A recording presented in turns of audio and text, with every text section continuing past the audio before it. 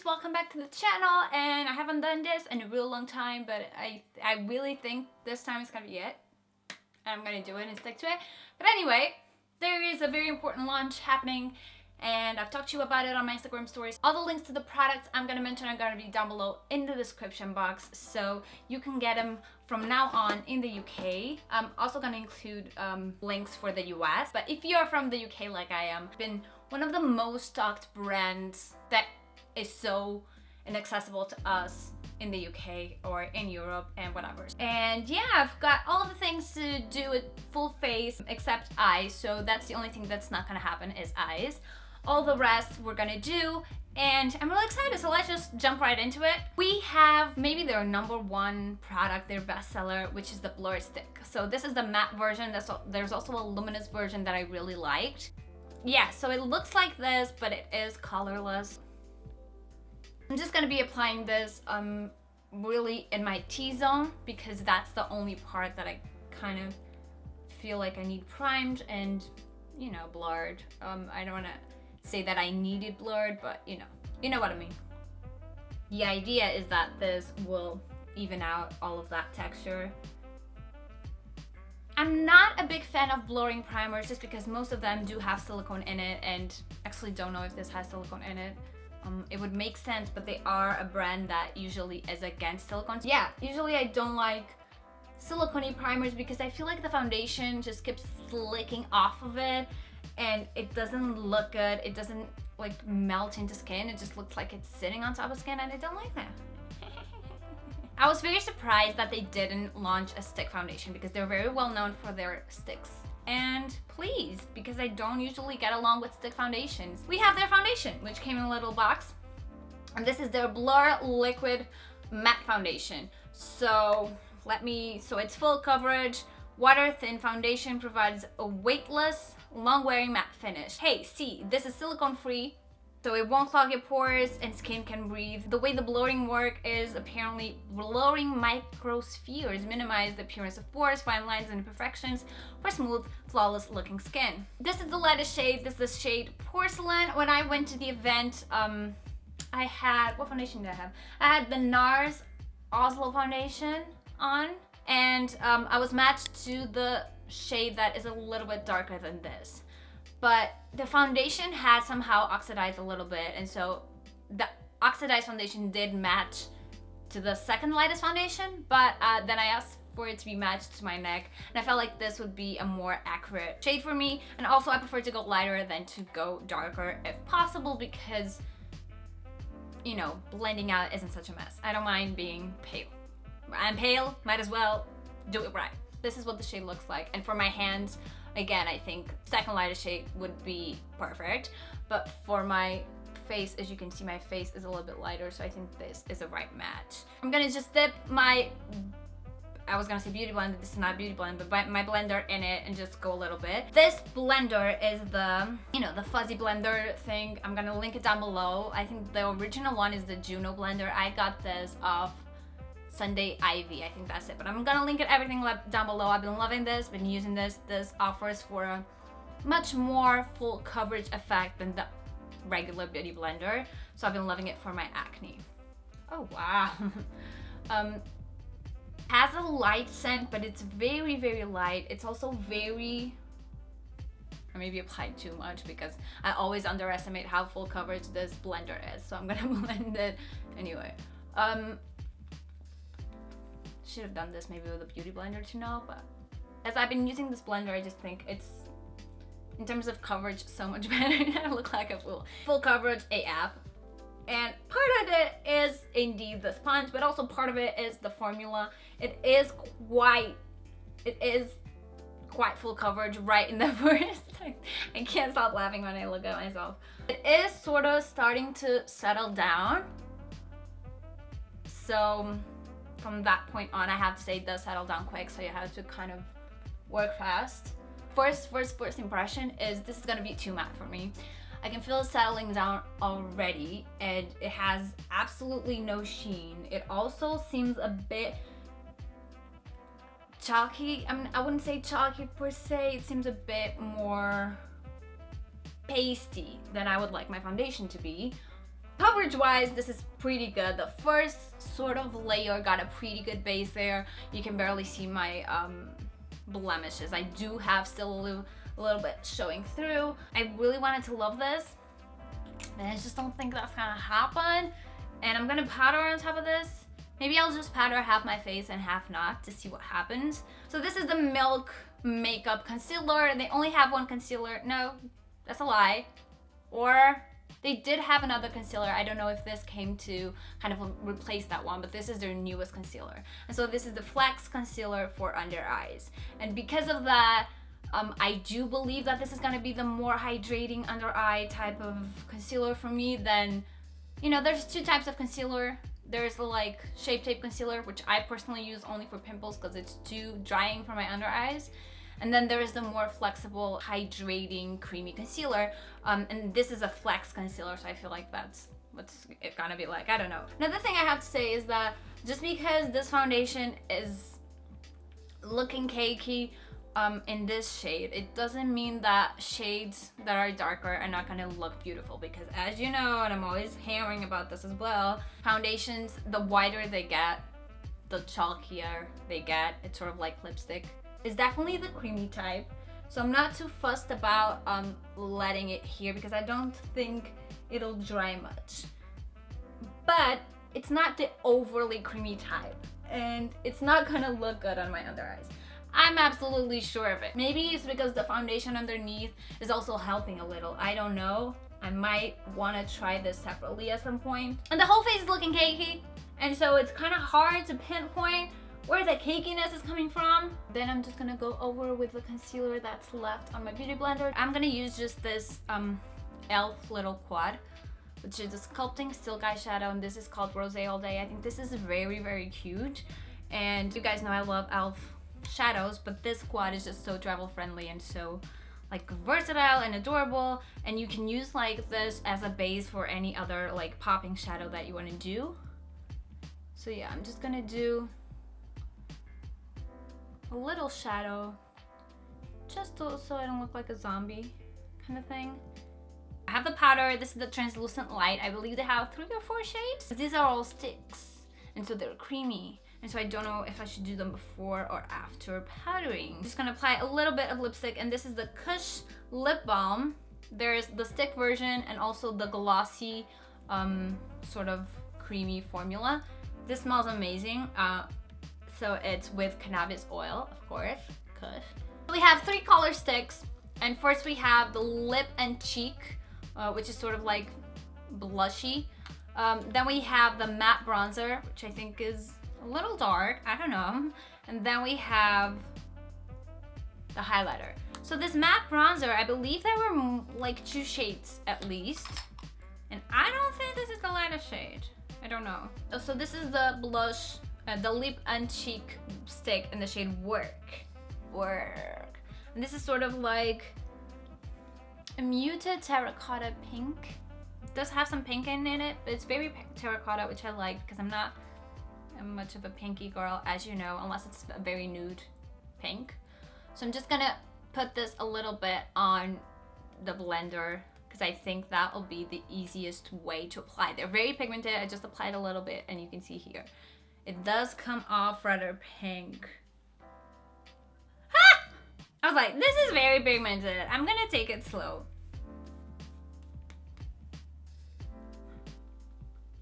If you're fair, be careful. These are extremely pigmented. The reason I don't like blush that is pink is because I look like a straight up clown.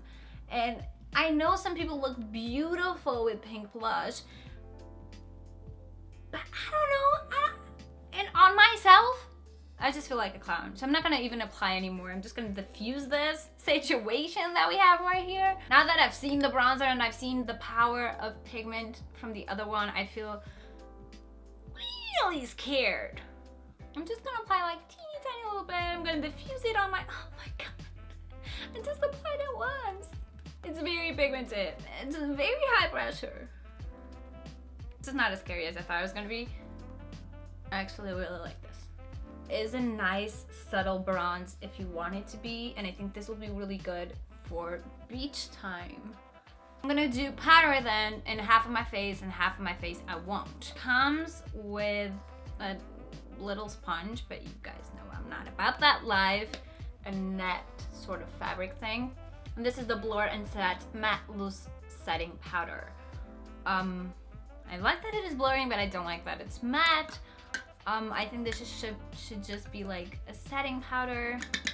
Powder this side of my face. Powder under eyes. This is just a cakey mess, but as we started with the foundation being cakey, like I'm not surprised, and I kind of don't know what to say about the powder. I think we'll see about that later on today, I think. That is very mattifying. Like this is matte, but has some sort of, from the sticks as well, has some sort of sheen to it, some sort of like healthy glow, and this is straight up matte. I don't believe the powder is ultra mattifying because I'm not feeling it like literally tightening my face. What it is just a combination of matte foundation with matte powder, which I would personally never do. And that's it. We're gonna go for highlighter. I do usually only apply highlighter on top of powder, so I prefer it that way just because it dulls it if you apply the powder on top. So this is their highlighter in the shade Lit. Very natural looking. It does have a bit of shimmer, but I think it's more about the dew than anything else, which I absolutely love. I love that concept, you guys know. Applying it to the top of my blender adds a really, really nice, wow, that comes on camera really nicely.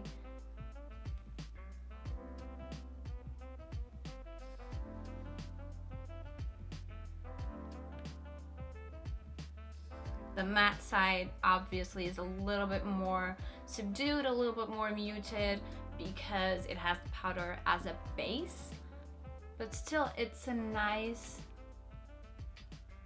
glow. My base looks a mess. I just KUSH mascara.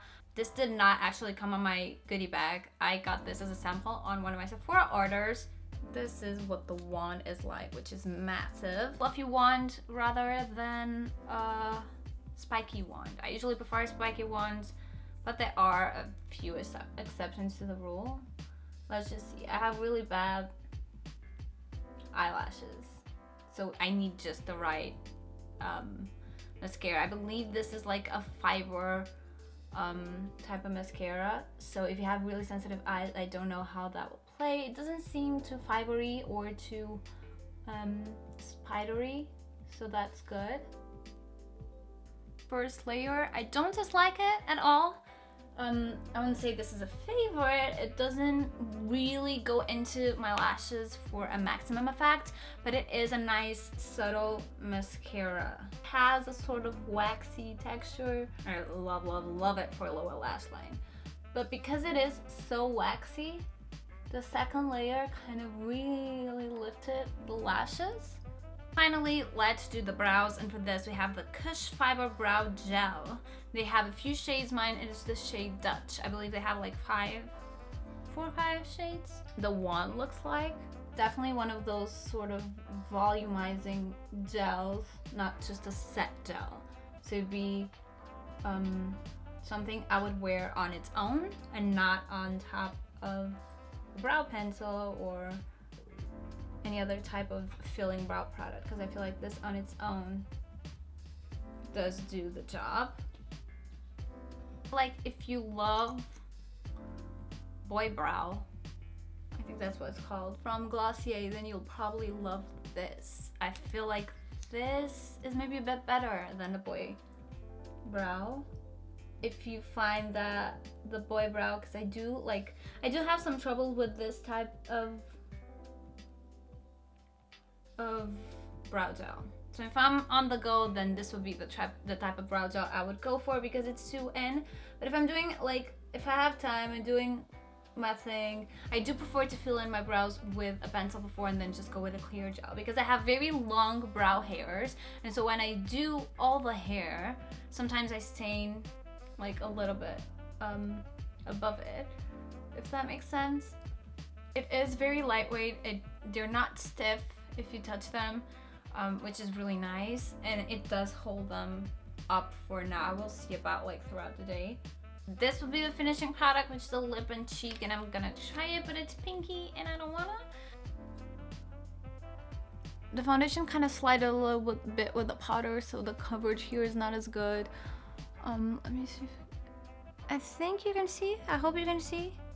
It isn't too bad around here, but then here.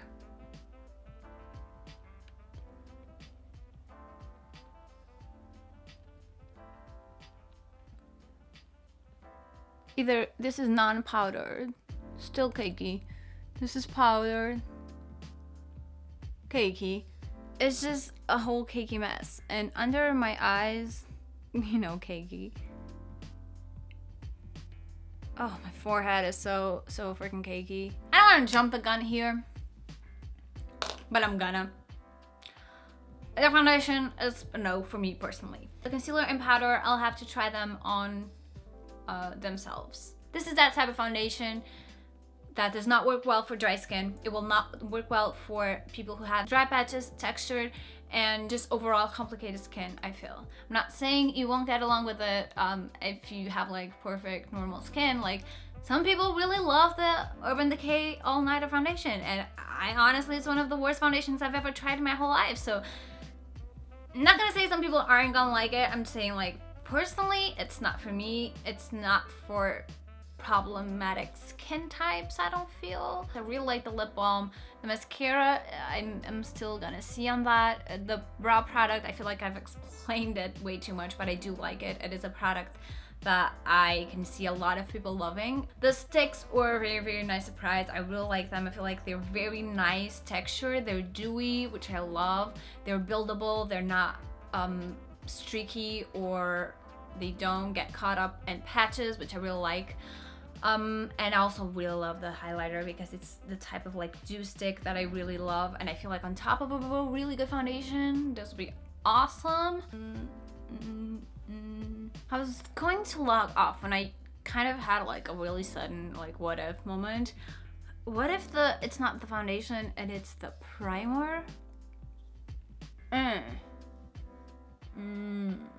So maybe tomorrow I'll try the foundation without the primer, and I won't do the whole hour thing because I want to publish tomorrow, but I'll give you like sort of my quick first impressions of the foundation without the primer, just so we can see and settle that in. This foundation has been through all the stages. So there was this stage where it was never really tightening, so I never felt really dry or anything, but there was an itchy stage where I looked in the mirror, everything looked really cakey, dehydrated, and super weird. And then we've passed through that phase onto a more oily phase, and whereas I'm not overly oily, but everything has started to break down and separate. It's like I have a mask on and like around my lips because I was putting lip balm like this. It was so horrible and cakey that it just has like around my lips like a super defined line, and it all looks bad, honestly. The foundation, the base all looks bad, and I'm really questioning this because I don't know. I'm gonna try tomorrow just the foundation without the other products to see if it's the foundation that I don't like or if it's the combination of things. There is a little bit of droppings of the mascara, and it didn't hold as much as I thought it would, but it's still not a bad mascara. I feel like if you like big fluffy ones, you might really like this one. If you like more spiky ones, this might not be the one for you, and that's my case personally. I prefer spiky ones. I just feel like they work a little better with my lashes. Like, it feels like I'm sweaty and I'm not sweating. I've actually been for the last hour just sitting on the couch watching TV, so it's really weird that it looks like I'm sweating because it looks like I'm sweating. It's it's moving around. See what I mean? It's completely transferring in a really weird way, which is, it's like accumulating, and it's beginning to feel like an oil greasy mess. We'll try again tomorrow, and I realize now that I didn't turn off my TV, but I'm just gonna do this real quick and I'm real lazy. So I'm just gonna try the foundation without the blur primer, the blur stick underneath. And I'm also gonna do half a face with this fuzzy sponge and the other half with a normal beauty blender that, you know, my dog chewed. Just to see if it is about the beauty blender. I don't think so, because I've been using all my foundations with this one and I love it. So holy fucking wow, the difference is unbelievable. Like, without the primer, I hate blurring primers, and this is why I feel like the foundation does not stick to it. This is stupid, because now I feel really silly for like hating this foundation, and I don't know if it's good still, because, you know, I don't know how it will wear on throughout the day, but right now it feels really, it looks really nice. It does set quickly, but it is looking much more beautiful, much more melting into skin, not as chalky. And this is why I hate blurring primers. This is exactly it. I never get along with blurring primers because I just don't think that foundations set nicely on top of them, even if you do have really oily skin. What would I say? So see, here I think we have so much more coverage because of the fuzzy sponge. I feel like it's so much more even, and if you do like high coverage situations, then, or you need high coverage situations, then I definitely prefer the fuzzy sponge. And here we have a more natural, still matte, but more natural side in terms of coverage. And I would personally still apply a little bit of concealer or maybe a second layer here. So do I recommend this foundation? Fuck, I don't know.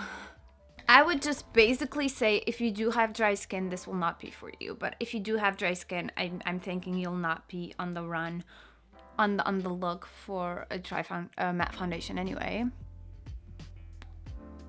Can you see the difference between today and yesterday? Like,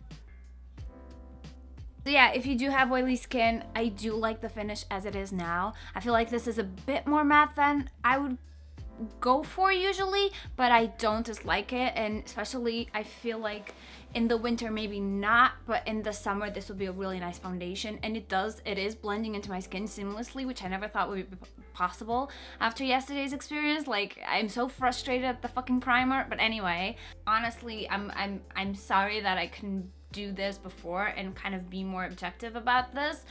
I definitely do not recommend the blur stick. I don't like it. If you do like blurring primers, you might like it. I'll keep you updated on my Instagram stories on how this performs throughout the day, and then I'll also put a little photo in the description, so if you're seeing this much later on, you'll see how it progressed throughout the day.